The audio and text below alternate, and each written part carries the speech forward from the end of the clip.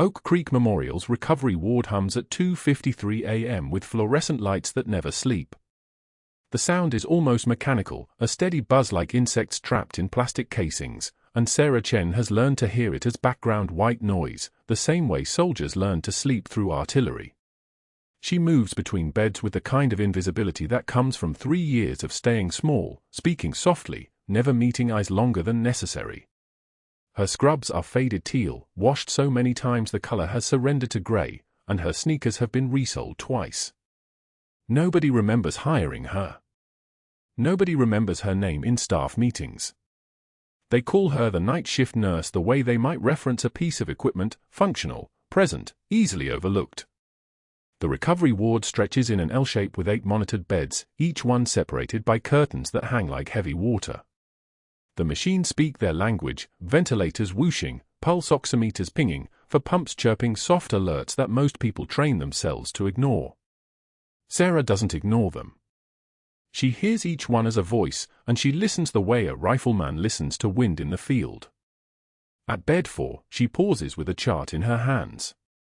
The patient is Mr. Delacroix, 72, post-op from a triple bypass 4 days ago. His vital signs are stable on paper. His pressure is normal. His oxygen saturation sits at 98%, which is impossible. She pulls the previous 2 charts, Mr. Hendricks and Mrs. Ramirez, both post-cardiac surgery, both from 3 weeks earlier. Her finger traces the numbers like she's reading Braille, like the data is telling a story in a language only she understands.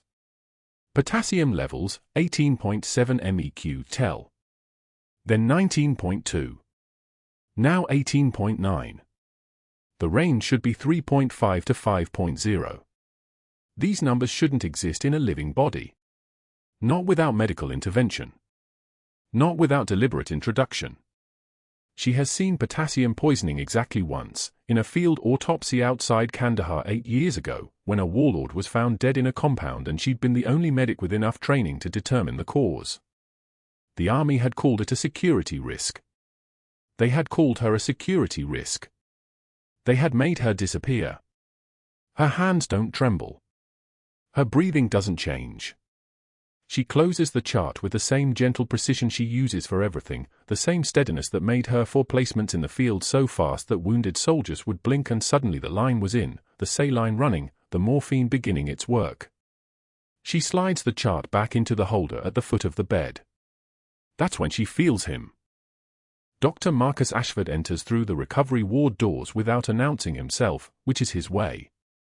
He's the kind of surgeon who believes announcements are for people who need permission. He's 47, impeccably dressed even at this hour in a navy blazer that probably costs more than Sarah's monthly rent, his silver hair cut with the precision of a military operation.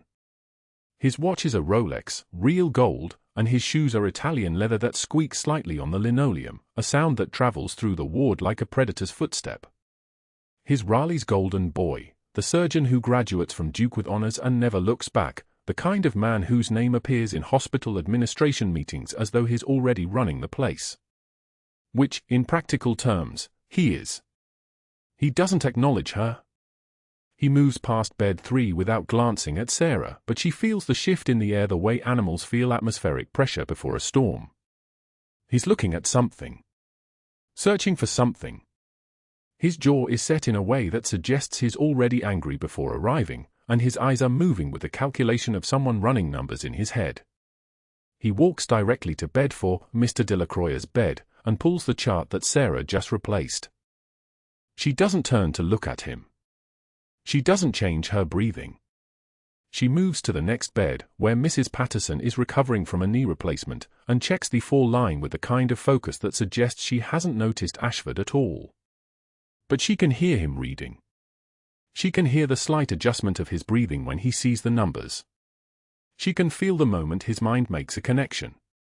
The dog tag beneath her scrubs shifts slightly as she moves. It's on a broken chain, tarnished silver, hanging just below her collarbone where a stethoscope would normally rest. She bought a stethoscope 3 years ago to blend in better, but she never uses it. She doesn't need one. Her hands are her diagnostic tool. But the dog tag, that stays. It's engraved with a service number and nothing else, no name, no rank, just a series of digits that refer to a person who no longer officially exists. The chain broke 2 years ago, and she hasn't replaced it, because a replacement would be new, and new things attract attention. Broken things disappear. Ashford is still reading. His hand reaches up and his knuckle goes to his mouth in that gesture men make when they're thinking hard. Sarah knows that gesture. She's seen it in field hospitals and forward operating bases, in the faces of commanders trying to solve impossible tactical problems. It's the gesture of a man who just realized something that changes everything. "Nurse Chen," he says, not looking at her. His voice is smooth, almost pleasant, the kind of voice that makes people comfortable immediately and then deeply uncomfortable a moment later when they realize they've trusted the wrong person. "Come here." She comes. Of course she comes. It's 2:51 a.m. in a hospital where he's the chief surgeon and she's the night shift nurse no one remembers.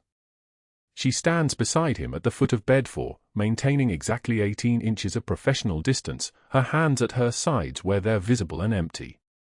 Her left hand has a small scar that runs from her thumb to her wrist, a line thin as a pencil from an IED fragment in 2015. She keeps that hand visible now, as though the scar is a badge of something routine, something everyone has. "These numbers," Ashford says, tapping the chart with his index finger. "Explain them." "Elevated potassium," she says. Her voice is practice neutrality, each word measured like medication. Postoperative elevation is not uncommon in cardiac surgery. The tissue damage from the procedure releases intracellular potassium into the bloodstream. The body metabolizes it over time. This patient's levels should normalize within 72 hours. "Should," he says. The word comes out with teeth in it, sharp and precise. These levels are already 48 hours old. Has anyone checked him since? Orders were written for daily labs. He's scheduled for 6 a.m. labs this morning. Ashford closes the chart with a snap that sounds like a gunshot in the quiet ward. He looks at her directly for the first time, and his eyes are the color of ice water, the kind of gray-blue that suggests depth and nothing underneath the depth. He's calculating something. Running scenarios. His mind is a machine working at high speed, and she can see it happening in the tightness around his mouth. "You're very observant," he says, "for a night shift nurse." "Thank you, doctor. I didn't compliment you." He hands her the chart. His fingers are long and elegant, surgeon's fingers, hands that probably cost the hospital $2.3 million a year to keep on the payroll. "Put this back. Continue your routine. Check on these patients every hour. Page me immediately if anything changes." "Anything." "Understood." "Understood." He leaves the way he came, without another word, but the air in the recovery ward has changed. The fluorescent lights seem brighter. The machines seem louder. Sarah replaces the chart, and when she does, she feels the dog tag shift again beneath her scrubs, and for just a moment, just long enough for it to catch the light, the tarnished silver catches a gleam from the overhead fluorescence, a small betrayal of metal reflecting brightness in a place where nothing should shine. The next 2 hours pass like they always do. She checks vitals. She documents notes. She draws blood from Mr. Hendricks at 4 a.m. because his IV is due for a flush and she can feel the thickness in the line that suggests a partial occlusion. The needle goes in smoothly, that muscle memory again, the years in forward operating bases where the difference between clean access and a missed line was the difference between a soldier staying conscious and drifting into shock. The blood comes dark and rich into the syringe. She labels it with the date and time, 4:03 a.m. She places it in a small refrigerated unit at the nursing station where labs wait for pickup. At 4:38 a.m., Mr. Delacroix's heart monitor begins to show premature ventricular contractions, small electrical hiccups in the rhythm, like a skip beat in a song. Sarah is at his bedside in 3 seconds. She's running through protocols in her mind, checking his consciousness, assessing his blood pressure, watching the monitor for progression. The PVCs are irregular but not dangerous yet. She knows that word intimately. It's the word that comes before everything changes. She calls for backup without urgency in her voice, because urgency in the recovery ward at 4:16 a.m. brings doctors who ask questions. The resident arrives, a young man named Dr. Patterson, visibly groggy and irritated at being paged. He looks at the monitor and shrugs. Cardiac irritability post-op, he says. Common in bypass patients. Watch him. Page if it becomes frequent. Sarah nods. The resident leaves. She stands at the bedside and watches the monitor with the focus of someone trained to read danger in machinery. The PVC slow. The rhythm stabilizes. By 5:15 a.m., his heart has returned to normal sinus rhythm, and she's documented every beat, every change, every second of deviation from normal. The chart will show a minor event, well within expected parameters. Nobody will look at it twice. But Sarah will remember it. She remembers everything. It's a skill that's kept her alive through 8 years in Kandahar, through 4 months in a military prison, through 3 years of erasing herself in a hospital where invisible people are the safest people to be. She'll remember the timing of those PVCs. She'll remember the numbers on the chart. She'll remember the way Ashford's eyes moved when he realized someone was paying attention to details that nobody else was watching. What she doesn't know, what she can't possibly know at 5:06 a.m. on a night shift in a recovery ward in Raleigh, is that Ashford is already making phone calls. That his mind has already calculated the problem and is now designing a solution. That the thing she noticed, the inconsistency that her training had made impossible to ignore, is the thing that's going to change everything. She checks on Mr. Delacroix one more time before her shift ends at 7 a.m. His vitals are stable. His blood pressure is normal. His oxygen saturation is still at that impossible 98%, which means either his lab work is wrong or something else is fundamentally different about this patient's physiology. She doesn't know yet which one it is. She only knows that she'll be back tomorrow night to find out, and that Ashford will be waiting. The overhead page crackled at 6:24 a.m., piercing through the recovery ward's quiet rhythm like a siren.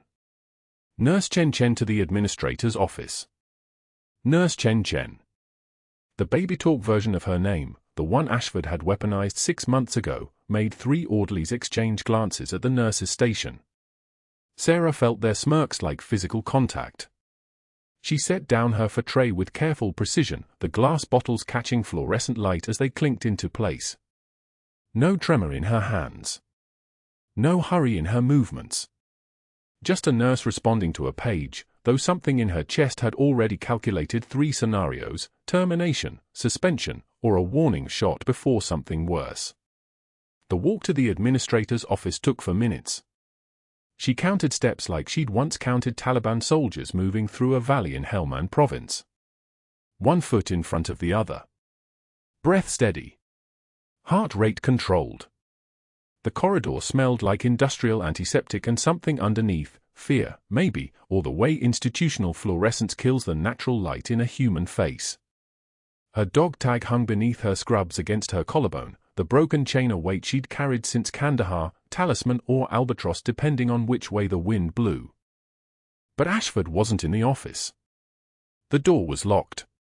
She waited 70 seconds before the intercom crackled, supply closet, 3rd floor. Now. Not a request. A command delivered through electronic speakers, which meant he was testing whether she'd obey like an employee or resist like someone with secrets to protect. She climbed the stairs, her rubber-soled shoes silent on the tile, and found the supply closet door half open on the 3rd floor. Shelves of 4 bags and wound dressings. The smell of sterile packaging and something chemical underneath, bleach, maybe, or the sharp ozone-like scent of fear. Ashford stood in the shadows between the shelves, his white coat pressed and immaculate, his face arranged in the expression of a man who'd already won the argument. "You've been accessing files," he said. Not a question. He stepped forward until she could smell his coffee breath, espresso, and arrogance. Those 3 cardiac cases. Post-op, all crashed, all elevated potassium. You've been in the system, reading records outside your clearance level. His finger jabbed toward her face, stopping an inch from her skin, a calculated threat, invasion of space designed to trigger retreat. Those records are flagged. I monitor them. And twice this week you've pulled them up. His voice dropped lower, venomous. You're a floor nurse, Chen. You take vitals.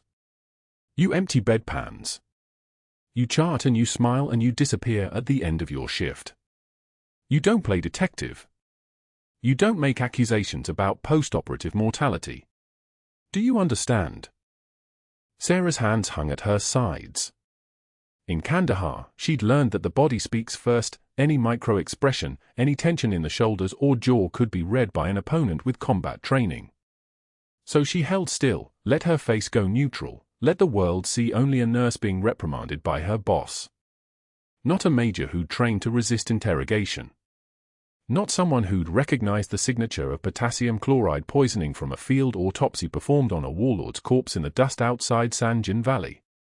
I could have your license revoked, Ashford continued, his words like scalpel cuts. Accessing medical records without authorization. Conducting unauthorized investigations. That's grounds for immediate termination and reporting to the state board. One phone call and you're done here. One phone call and you're finished in healthcare entirely. He pulled back slightly, watching for the breakdown he expected. His hands unclenched. He was waiting for her to beg. She took one measured breath. Let it fill her lungs completely, the way she'd learned to breathe under fire when adrenaline screamed to move faster. Then, with absolute deliberation, she brought one hand to her cheek. A single tear traced the skin there, not from fear, but from something closer to rage compressed into something quiet. She wiped it away without breaking eye contact. Her voice came out steady as a held rifle, each word separate and precise. You'll want to reconsider this, Doctor. The statement hung in the supply closet air like a held breath. Ashford's face shifted, not fear, but calculation. The kind of expression a predator gets when it realizes the thing it's hunting might have teeth. He laughed, but it sounded like a car trying to start in below-zero temperatures. Are you threatening me? His voice had changed pitch, risen slightly. Uncertainty. Good. I'm suggesting, Sarah said, her voice still level, that you reconsider your course of action. He stepped back. Rearranged his composure like someone straightening a tie. Telemetry. Effective immediately. You're reassigned. No more recovery ward access. I'll notify security that your badge has restricted clearances. He pulled out his phone. I'm doing you a favor, really. Better patience for your skill level. She said nothing. In her experience, silence was a language men like Ashford didn't speak fluently. They filled it. They broke under it. They scrambled to fill the void because empty air made them hear themselves thinking. The parking lot ambush came during shift change, 7:04 a.m. The day shift was arriving, 47 staff members pulling into Oak Creek Memorial's lot, nurses and residents and attending physicians moving through the morning in clusters, coffee cups and stethoscopes and the exhausted shuffling of people about to start their day. Sarah walked toward her car, a 2014 Honda Civic with a military discount plate she kept hidden beneath the frame most days. She'd made it 12 steps from the employee entrance when Ashford appeared, loud enough for the gathering crowd to hear. Sarah Chen is reassigned from recovery ward to telemetry floor, effective immediately, he announced, moving to intercept her by her driver's side door. His voice carried across the lot like a public address. She no longer has access to post-surgical patients. She's had some difficulty with the protocol requirements up there, so we think a change of environment would be best for everyone. He handed her a new badge, the plastic still warm from the printer. The security clearance code was 3 digits lower than her previous access level. Telemetry. Second floor. Much simpler patient population. Someone giggled. Sarah recognized the sound, not laughter, but the brittle noise of people enjoying someone else's humiliation because it meant they weren't the target today. She looked at the badge in her palm. The photo was from 3 years ago, when she still let herself look naive. Young. Unthreatened. Congratulations on the new opportunity, Ashford said, his smile like a knife showing its edge. He turned back toward the hospital entrance, making sure to walk past the gathering staff, making sure everyone saw him win. Sarah stood perfectly still, absorbing each word like body blows, then nods once and drives away. She got into her car. Started the engine. The radio came on, some morning DJ talking about traffic on I-40, and she sat in the parking space for 30 seconds, hands at 10 and 2, watching the hospital's automatic doors slide open and closed in the distance. In the rearview mirror, she could see Ashford standing with 2 residents, gesturing like he was telling a story. The residents were nodding. Nodding. Believing. She pulled out of the parking lot and drove toward downtown Raleigh, toward the hotel where she'd rented a room while waiting for her lease to process. The telemetry flaw. A demotion so obvious that the other nurses would see it and understand what it meant, that Sarah Chen had made a mistake, that Sarah Chen couldn't be trusted with complex cases, that Sarah Chen was a liability. What they didn't know was that the telemetry flaw kept its own records. That recovering cardiac patients often spent time there. That the data wouldn't disappear just because she wasn't in the recovery ward anymore. By the time she pulled into the hotel parking lot, she'd already begun calculating her next move like she'd once calculated insurgent positions, methodically, without emotion, knowing that one mistake meant everything ended. Ashford wanted her isolated. Wanted her quiet. Wanted her gone from the one place where she might have found proof. He didn't understand that isolation was her native language. That quiet was where she was most dangerous. She would work the telemetry flaw. She would be the model nurse, charming, efficient, impossible to find fault with. She would study the patient charts, track the deaths, confirm what she already knew. And when she had proof that couldn't be ignored, when the pattern was undeniable, she would present it not to Ashford, not to the hospital administration, but to the people whose job it was to prosecute murder disguised as medical error. Her first shift started at 7 p.m., just 8 hours away. 16 hours until she'd know for certain whether Ashford had already made his third patient disappear. Her first shift on the telemetry floor started at 7 in the evening, and by 7:15, Sarah understood that the universe had a sense of terrible irony. The patient in bed for Monitor 47 was Colonel James Devereaux. The same Colonel James Devereaux whose testimony had declared her a reckless liability. The same officer who had sacrificed her to bury the Kandahar operation, who had sat in that military courtroom in dress blues and looked at her with the calculated expression of a man protecting his own career. For months in military prison had followed. For months of concrete and fluorescent lights and the knowledge that the Pentagon had decided erasing her was cleaner than a trial. Now he lay in a hospital bed at Oak Creek Memorial in Raleigh, post-op from open-heart surgery, completely unaware that the nurse checking his vitals was the major he had systematically destroyed. Sarah pulled his chart without showing anything on her face. Coronary artery disease. Triple bypass performed by Dr. Marcus Ashford 4 days ago. That detail made her stomach tighten, though her hands remained steady. Ashford had operated on this man. The same surgeon who had poisoned 3 cardiac patients. The same surgeon now reassigning her, demoting her, trying to erase her a second time. She scrolled through the post-op labs. His potassium levels were perfect. His troponin levels normal. His EKG was a textbook recovery. No signature of murder here, at least not yet. Devereaux slept. Heavily. The morphine drip had done its job. His breathing was shallow but regular, his monitors beeping their steady rhythm, and Sarah stood beside his bed for exactly 47 seconds without moving. 3 years of invisibility. 3 years of swallowing every insult, accepting every demotion, letting every hospital staff member who didn't know her name treat her like she was one of the janitorial staff. And now the man who had destroyed her career was lying 8 feet away, defenseless, dependent on her for his survival. She could have done nothing. She could have missed a medication, misread a monitor, called a code too slowly. The thought was there and gone in a heartbeat. She was a nurse. That was who she was now. That was who she had chosen to be when the Pentagon ordered her to disappear. Her hands trembled as she adjusted his full line. The first time in 3 years.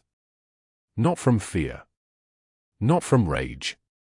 From the sheer pressure of standing inches from someone whose words had changed the trajectory of her entire life, someone who didn't recognize her, someone who would never know how close he had come to a very different kind of justice.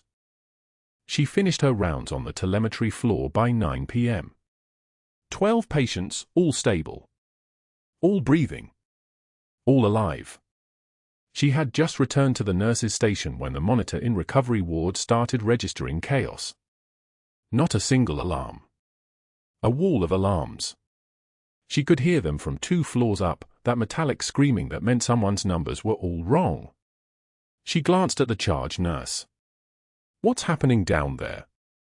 The charge nurse, Patricia, was already standing, eyes fixed on the emergency phone.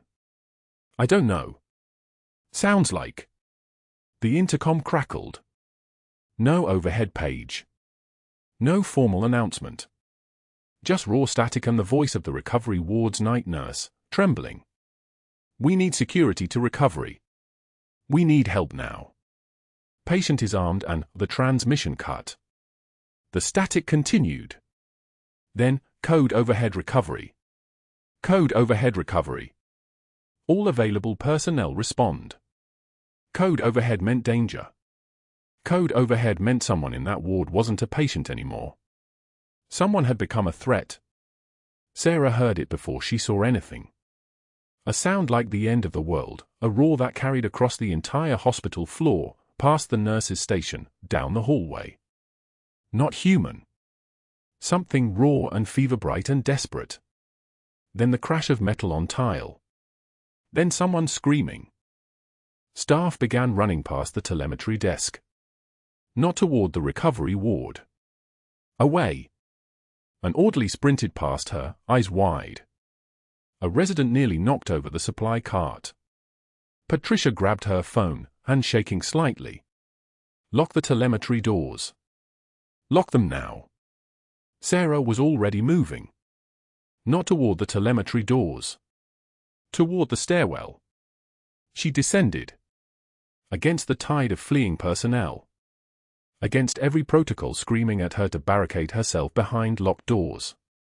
The fluorescent lights in the stairwell flickered as she moved down, one hand trailing along the metal railing, boots hitting each step with military precision. 2 flights. The smell of antiseptic grew stronger. Then blood. Then fever sweat, the particular stench of infection running hot through someone's body. She pushed through the door into the recovery ward. The monitors were screaming. One of them had a tire iron through its screen, sparks still dancing across its cracked surface. Monitoring cables lay tangled on the floor like snakes. The patient beds had been shoved aside. And standing in the center of the space, breathing like he'd just run through walls, was James Pritchard. She recognized him from the post-op notes. 8 days ago he'd been in recovery following orthopedic surgery. A former linebacker. 280 pounds of muscle and rage and something else, something that made the air taste like copper and corruption. His eyes were bright. Not alert. Fever bright. The kind of light that came from an infection deep enough to poison the brain. His surgical site on his left knee was wrapped, but even from 15 feet away, she could see the staining through the bandage. Red. And something darker. Pus. Sepsis. His fever was probably 104, maybe higher. The tire iron was in his right hand. His left hand was clenched into a fist that shook with something between rage and desperation. Where is he? Pritchard roared, his voice the sound of something ancient and wounded. Where is the doctor? The one who butchered me? Where is he? Nurses and orderlies scattered past Sarah like water parting around a stone. One of them, David, locked eyes with her from the hallway and shook his head, a warning, a plea. Don't go in there. She went in anyway. The distance between Sarah and Pritchard was about 25 feet. She closed it by moving forward, hands visible and empty. Not walking like someone approaches a patient. Moving like someone approaches a threat. Measured. Present. Without fear because fear would transfer through the air and feed his own panic. Pritchard spun toward her. The tire iron came up. Don't move. She didn't stop moving. "I'm not armed," she said. Her voice had changed. Not conscious, not deliberate. Automatic. The cadence she'd used in a field hospital in Kandahar, talking to wounded soldiers in shock. The specific pitch and rhythm that told the nervous system, "You are safe. Someone here understands. My name is Sarah. I'm a nurse. And you're very sick." "I don't give a..." He tried to take a step forward and gasped. Pain crossed his face like a lightning strike. He pressed his left hand to his chest, arm wrapped tight against his ribs. His breathing quickened. His fever-bright eye started to water. "James!" She was 4 feet away now. Close enough to see the sweat soaking through his hospital gown, the tremor in his massive shoulders. Close enough to smell the sepsis on him, that particular sweetness of infection, like something rotting just beneath the skin. "That pain isn't the surgery. The surgery was 8 days ago. That pain is your heart working too hard because your body is fighting an infection." She took another step. 3 feet. "I know you're scared. I know someone hurt you. Dr. Ashford sent you home with contaminated tissue inside your knee. That wasn't your fault. But your body is trying to fight this alone, and it's losing. She glanced at the monitor still running on the second bed, the one he hadn't destroyed. "In about 18 minutes, your heart is going to stop. You're going to collapse. And if we don't move right now, nothing anyone does after that is going to matter." The tire iron wavered. "Just slightly. I need you to let me help you," Sarah said. The words were soft, but they carried the weight of command. Not a request. A statement of fact. The same authority she had used to coordinate casualty evacuations, to organize field triage under fire, to make decisions that meant people lived or died. "I need you to put down the tire iron. And I need you to let me get you to a bed where I can help your heart stop working so hard. Can you do that for me?" 38 seconds. That's how long the silence lasted. Just long enough for Pritchard to process the information, for his nervous system to recognize authority, for his own survival instinct to override the rage and infection and desperation. The tire iron clattered to the floor. The sound echoed across the recovery ward like a gunshot. He didn't move toward her. He moved toward the nearest bed, his massive frame starting to buckle. Sarah caught him before he fell, guided him down to the mattress with a firmness that allowed no argument. His breathing was rapid. His skin was furnace hot through her scrubs. She could feel his heartbeat from where her hand rested on his back, a rhythm that was all wrong, too fast, the electrical system of his body starting to skip. "Patricia," Sarah called out, not taking her eyes from Pritchard. "Get me a 12-lead EKG. Now. And notify Ashford we have a post-op complication with fever, tachycardia, and chest pain. Tell him the surgical site is infected." Patricia appeared in the doorway, eyes wide. She nodded and disappeared. Pritchard's eyes were already closing. Not from the morphine that Sarah hadn't given him yet. From his body beginning to shut down. From the infection that had been running unchecked through his tissue for 8 days straight. Sarah's hands moved without conscious thought. Gloves on. Vitals check. Temperature at 104.2. Heart rate 142. Blood pressure already starting to drop. She was reaching for the 4 setup when she heard the radio crackle from Patricia's pocket. "EKG machine is mobile. 2 minutes. 2 minutes. Maybe 3 before the machine arrived. Maybe 4 before she could get the reading. Maybe 5 before she could call a code and start the interventions that might keep James Pritchard alive long enough for real help to arrive." The monitor beside the bed beeped. Steady. For now. But she could hear the rhythm underneath the beep. It was changing. Getting worse. The electrical system of his heart starting to fail under the pressure of the infection. She looked at Pritchard's face. Fever flushed. Unconscious. completely unaware that 30 seconds after everyone had run, a woman he had never met had walked directly into the face of his destruction and pulled him back. The monitor flatlined at 11:53 p.m. James Pritchard's fever had spiked to 106.4 degrees an hour earlier, his skin burning like a coal bed, his breathing shallow and rapid as his body began eating itself from the inside. The sepsis had moved fast, too fast. Sarah had seen it in his eyes first, that glassy vacancy that meant the infection had crossed into his brain. Pericardial effusion. His heart drowning in infected fluid. She'd called for the crash cart, started pushing him toward the ICU, but his body had other plans. The monitor's alarm screamed. VFib. Ventricular fibrillation.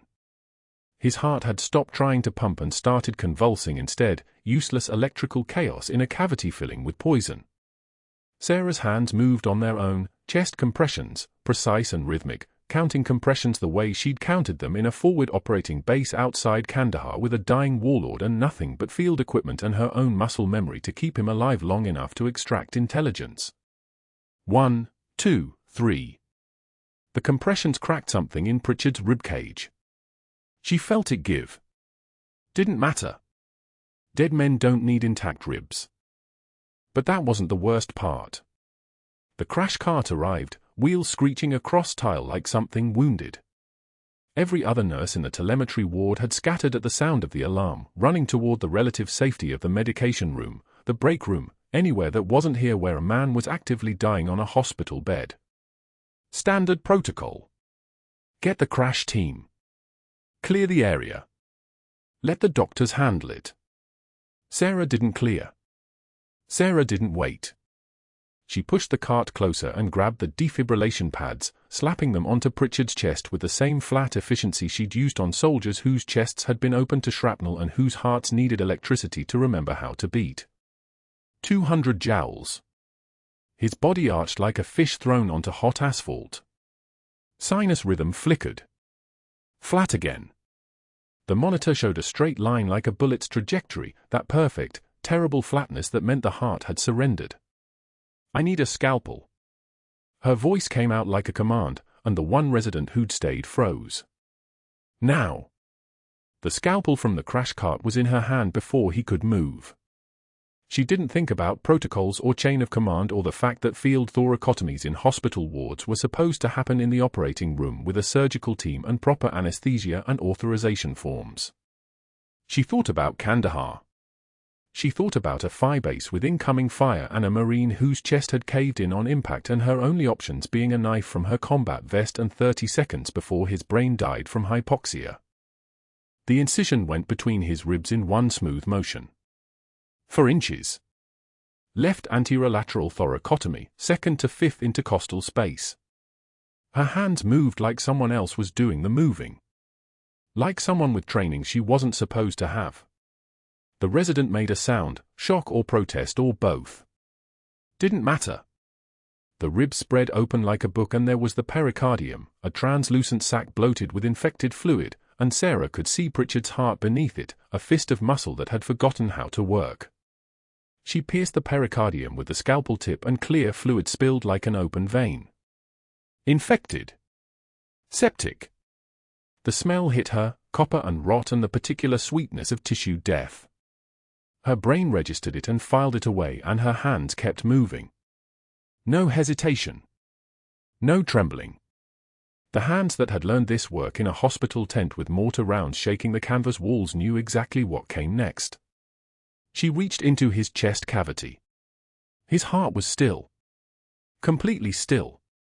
A fist of muscle the size of a plum, purple-black from the sepsis, drowning in its own chest. Sarah's gloved fingers closed around it with the tenderness of someone handling something sacred. She began massaging it directly, the way she'd been trained, the way her hands remembered. Squeeze and release. Squeeze and release. Circulation through manual force. Her other hand held the ribs open wider. One person, 2 jobs, muscle memory running the whole show while her conscious mind stayed perfectly calm. The heart twitched. Once. Twice. A flutter like something trying to wake up. The monitor showed a beat. Another beat. Irregular at first, then settling into something that looked almost like a rhythm. Sinus rhythm. The holy words. The monitor began beeping instead of screaming. Sarah held Pritchard's heart in her gloved hand, feeling it beat against her palm like a bird learning to fly again. 68 beats per minute. 70. Her other hand was still holding his ribs open, her shoulders locked at an angle that would come with payment later, but there was only this moment, this exact second where a man who was supposed to be dead was instead alive in her hands. The fluorescent light above her hummed. Somewhere down the hall, someone was crying. The ventilator wheezed its mechanical rhythm in another room. The heart beat beat beat in her palm. Then a voice from the doorway cut through everything.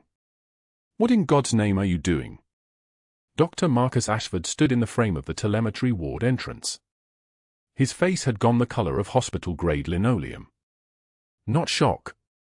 Not relief. His eyes moved across Sarah's face, across her gloved hand still cradling Pritchard's beating heart, and something shifted behind his pupils. Calculation. The same calculation she'd seen in Kandahar when a Taliban commander realized his entire position had been compromised in one careless moment.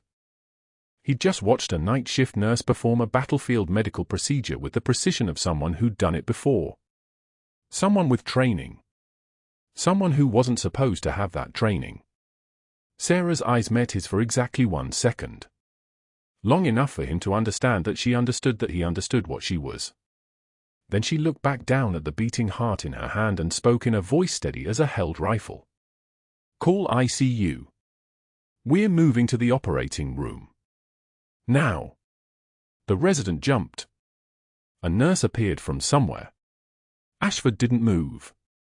He stood in the doorway watching her, watching the way she handled the organ like it was the most important thing she'd ever held, watching the competence that radiated from her like heat, watching a ghost materialize out of the fluorescent lighting and rubber gloves and 3 years of invisibility. By 2:24 a.m., Pritchard was stabilized in the ICU, his pericardium properly sutured by an actual cardiac surgeon, his infection being hammered by antibiotics pushed through 3 separate full lines. He would live. His heart would keep beating. And in a supply closet converted to a makeshift office on the 2nd floor, Dr. Ashford was making phone calls. The first call went to the hospital administrator at 2:17 a.m. Unauthorized surgical procedures. A night shift nurse performing emergency thoracotomy without authorization. Policy violation. Patient safety concern. Documentation of the incident would be filed before sunrise. The second call went to the State Nursing Board at 2:41 a.m. Questions about credentials. Military background needing verification. Potential credential irregularities. Could they check their records? Quickly? The third call went to a contact at the VA Medical Center in Durham at 3:04 a.m. Did they have any record of a Sarah Chen? Major, Special Forces? The voice on the other end went very quiet. Yes, actually. Yes, they did. And Ashford's face went white again, but not with calculation this time. With something else. Fear, maybe. Or the understanding that he'd just kicked something awake that had been sleeping for 3 years, and it was looking directly at him. By 7:19 a.m., Sarah's suspension was official. By 2:38 p.m., her termination was final. The email came from hospital HR, credential irregularities identified in background verification.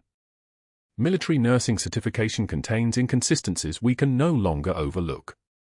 Employment terminated effective immediately pending investigation. Unsigned. Digital.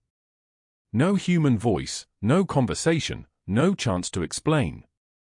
Just a door closing very quietly and very completely.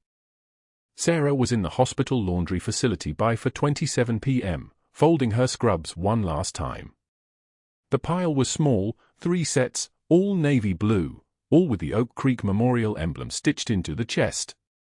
She folded each one with the precision she'd learned in basic training, each corner meeting exactly, each crease sharp enough to cut. A military fold. A flag fold. The kind of fold you use when something is ending. An elderly laundry worker named Mrs. Patterson sat in the corner, folding surgical linens.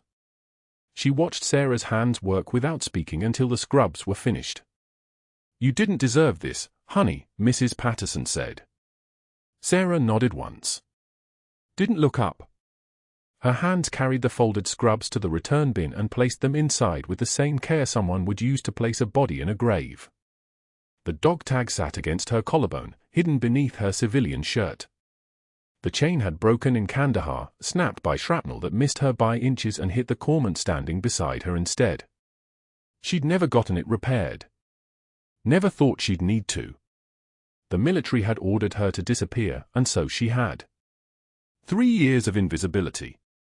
3 years of being just another night shift nurse in just another hospital in just another American city where no one asked questions and no one looked too closely. One procedure. One moment where her hands remembered who she was. One patient whose heart had stopped and whose life had mattered enough to break 30 years of operational security protocol. And now even that was being erased. The 3 phone calls happened at 11:27 p.m., 12:13 a.m., and 12:34 a.m. Dr. Ashford sat in his office with the door locked, hands steady as surgical steel, voice measured and professional as he spoke to people who owed him favors.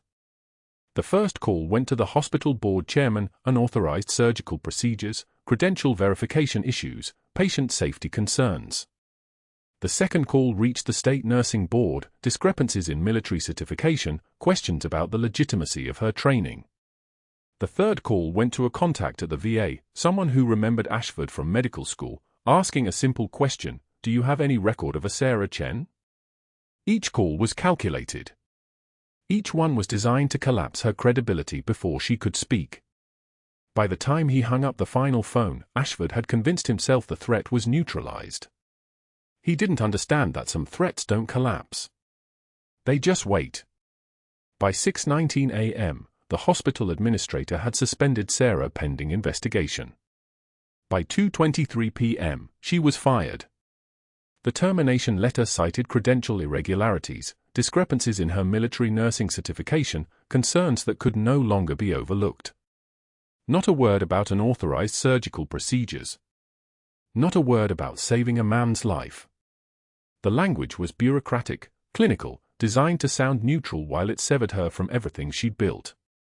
Sarah read the letter 3 times in the Human Resources office, nodded once, and walked out without speaking. The laundry facility smelled like bleach and industrial detergent, that sharp chemical bite that had become familiar over 3 years. Sarah stood at the folding station where she'd spent countless breaks, where she'd stolen quiet moments between shifts, and began folding her scrubs one final time. 7 pairs.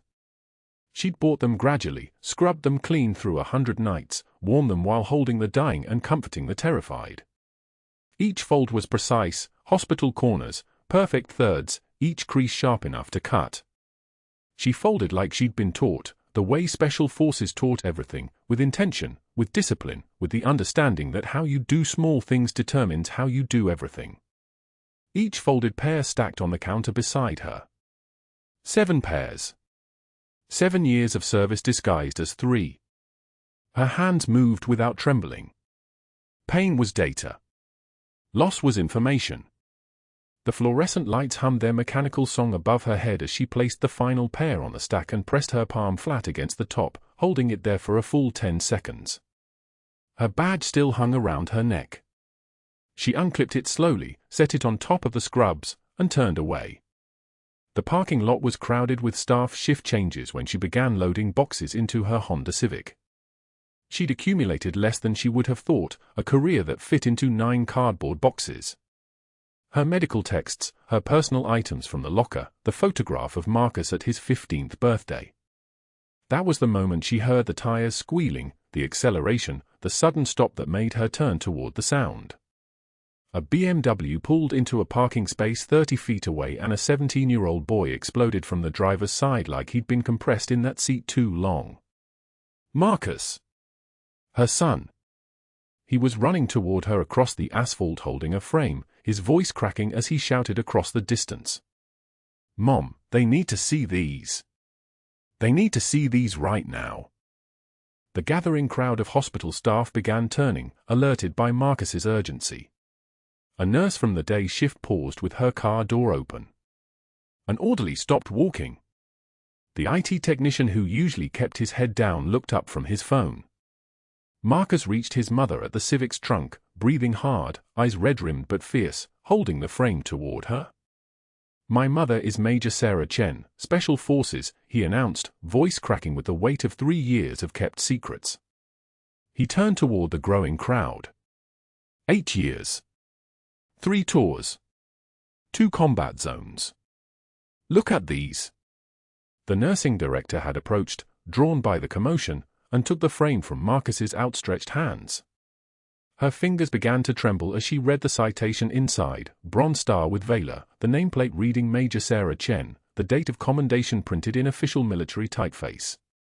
A man from the recovery ward stepped forward, someone Sarah had advocated for during his 2-week stay, someone whose wife she'd spoken to when the doctors said there was nothing more to do. He pulled back his jacket to reveal a Navy SEAL trident tattoo etched across his ribs. "I know what that means," he said quietly. "I know what those medals mean. Bronze Star with Valor. Purple Heart. Joint Service Commendation.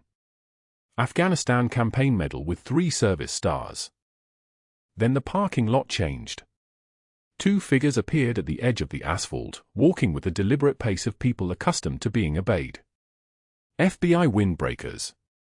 The lead agent, a woman with gray eyes that had seen too many crimes, stepped forward. Her voice carried across the suddenly silent lot. Major Sarah Chen was placed under witness protection 8 years ago after testifying against a contractor smuggling military pharmaceuticals from overseas supply lines. That contractor sold contaminated potassium chloride to several hospitals, including Oak Creek Memorial. "We've been investigating the cardiac deaths here for 6 weeks. She paused. "Dr. Marcus Ashford has been using that contaminated solution to mask surgical mistakes as natural cardiac failures. 6 patients. All preventable. All his." The hospital IT administrator emerged from the building, Dale Morrison, Marine Corps tattoo visible on his forearm, crew cut gray at the edges. He carried a hard drive in his palm like it was a detonator. "Dr. Ashford deleted security footage at 3:14 this morning," Morrison said. His voice was flat, the voice of someone who'd seen operations dissolve and been trained not to feel it. "I saved every frame. Every access to the medication room. Every late-night chart alteration. Every file he thought was gone." He held the drive toward the FBI agent. He was scared. Scared people make mistakes. This is his mistake. The sirens came 7 minutes later. Ashford tried to run from his office, tried to reach his car in the doctor's parking section, but hospital security, 2 former military personnel, stopped him before he got the key in the ignition. By 8:42 p.m., he was booked on 6 counts of negligent homicide and 1 count of obstruction of justice. The local news led with it. Oak Creek Memorial issued a statement. The hospital board called an emergency session. Sarah stood with her son's arm around her shoulders as the sun began its descent, as the parking lot slowly emptied, as the machines inside the hospital continued their endless work of keeping people alive. Marcus was crying. Not from fear, but from the release of holding something impossible for so long. She pressed her forehead against his and said nothing. Some moments don't need words. Some moments are just the sound of the wind, the distant wail of an ambulance bringing someone else's emergency to these doors, the sense that things were finally, being set right. The next morning, the CEO personally called her office phone. The apology lasted 47 seconds. The offer of reinstatement lasted 22. By Monday, Sarah's nameplate was on the office door, Sarah Chen, Major, USAR, RET, Recovery Ward Nurse Manager and Trauma Liaison. By Tuesday, she was training new staff on post-operative protocols. By Wednesday, she touched the dog tag that now hung outside her scrubs where everyone could see it, and for the first time in 3 years, nobody needed to guess who she really was. The night shift nurses began calling her Major when the doctors weren't around. She didn't correct them anymore. 2 years later, on a Tuesday afternoon, Sarah entered her office and saw the wall she'd decorated slowly, carefully, intentionally. The single dog tag on its broken chain hung beside a photograph of Marcus at his high school graduation, both of them finally allowed to exist in daylight. Outside, in a strip mall pharmacy across Raleigh, Dr. Marcus Ashford sat at a folding table with a banner reading supplemental insurance, low rates. Nobody made eye contact. A customer asked if he used to be a doctor. He didn't answer. That was the difference between people like them, between those who served and those who only thought about themselves. Some people carried their fall as a weight. Others had learned long ago to carry their weight as strength. Subscribe for more stories about the quiet ones, the overlooked ones, the ones who walk toward danger instead of away from it. Like this video if you think Sarah's second chance was earned. Comment below, have you ever been underestimated by someone who didn't know your true value? Heroes walk among us. Sometimes in scrub saving lives in the dark.